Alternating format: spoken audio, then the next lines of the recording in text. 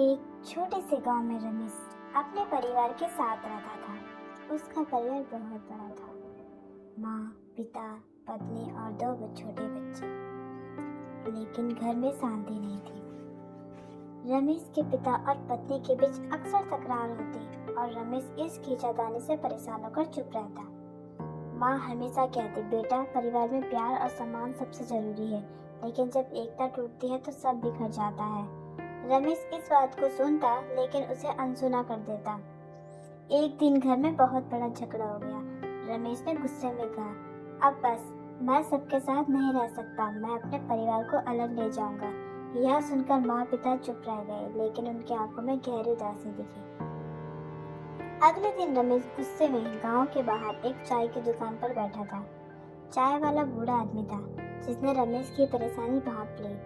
उसने रमेश से पूछा, क्या बात है बेटा, कोई परेशान लग रहे हो?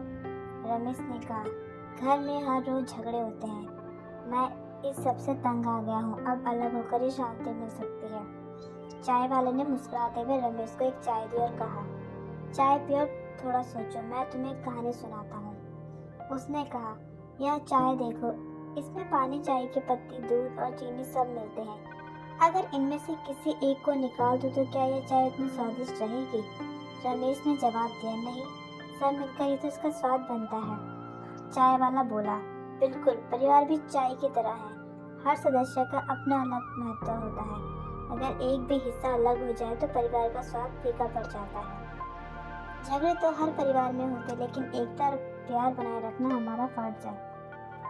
चाय वाले की बात रमेश के दिल को छू गई। उसने चाय का आखिरी घूंट लेते हुए सोचा कि परिवार के बिना जीवन अधूरा है, लेकिन वह अपने गुस्से और घर की परेशानियों से खुद को रोक नहीं पा रहा था। चाय वाले ने उसकी उलझन को समझ लिया और एक गहरी सांस लेते हुए कहा, बेटा, एक और कहानी सुनो, शायद तुम्हें कुछ और समझ आए। चाय वाले ने कहा, एक बार एक किसान था जिसके 4 बेटे थे। वे आपस में लड़ते झगड़ते रहते थे। किसान ने उन्हें एक बंडल लकड़ियां दी और कहा, इसे तोड़ो। चारों ने कोशिश की, लेकिन लकड़ियां नहीं टूटी। फिर किसान ने लकड़ियों को अलग अलग करके देने को कहा। इस बार लकड़ियां आसानी से टूट गई। किसान ने समझाया कि जब तक परिवार एक साथ रहता है उसे कोई नहीं तोड़ सकता, लेकिन अलग होते ही हर कोई कमजोर पड़ जाता है। रमेश ने गहरी सांस ली। उसे एहसास हुआ कि उसके गुस्से और चुप्पी ने परिवार को तोड़ने का काम किया है। रमेश उस रात घर वापस लौट आया। उसने देखा कि माँ पिता चुपचाप बैठे हुए और पत्नी रसोई में गुस्से में खाना बना रही है। बच्चे डर के मारे चुपचाप खेल रहे थे। रमेश ने एक गिलास पानी लिया और सबको पास बुलाया। उसने कहा, आज मैं आप सबसे कुछ कहना चाहता हूँ। मैंने महसूस किया कि घर की शांति को बनाए रखना सिर्फ एक व्यक्ति का काम नहीं है, हम सबका फर्ज है कि हम एक दूसरे को समझें और सम्मान दें। माँ बापू, मैंने आपकी भावनाओं को नजरअंदाज किया और तुम सीमा में तुम्हारे साथ खड़ा होना चाहिए था। सबके चेहरे पर हैरानी और राहत का भाव था।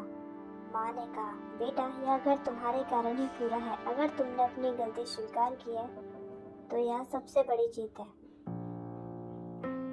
अगले दिन रमेश ने अपने पिता और पत्नी को एक साथ बैठाकर उनकी समस्याओं पर बात करवाई।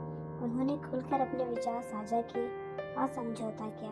रमेश ने अपने बच्चों को सिखाया कि झगड़े होना स्वाभाविक है, लेकिन समाधान खोजना और साथ रहना सबसे महत्वपूर्ण है। धीरे धीरे परिवार में प्यार और समझ बढ़ने लगी। हर किसी ने अपनी गलतियों को स्वीकार किया और एक दूसरे को अपनाया। उस साल गांव के लोग रमेश के घर पर इकट्ठा हुए और देखा कि उनका परिवार पहले से भी ज्यादा खुशहाल है। माँ ने चाय बनाते मुस्कुराकर कहा, देखो, चाय के स्वाद में बदलाव आ गया। सभी हंस पड़े।